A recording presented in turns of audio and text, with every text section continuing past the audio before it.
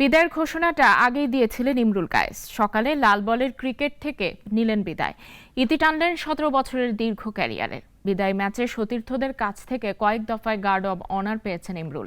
Bangladesh cricket board থেকে পেয়েছেন সংবর্ধনা। ইমরুলকে ধন্যবাদ জানিয়ে তার হাতে স্মারক তুলে দিয়েছেন বিসিবি পরিচালক নাজমুল আবেদিন ফাহিম ও নির্বাচক আব্দুর রাজ্জাক।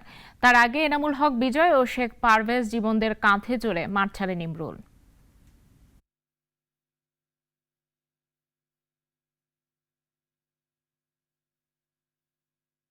এভরিবডিকে আমি আসলে ধন্যবাদ দিতে চাই।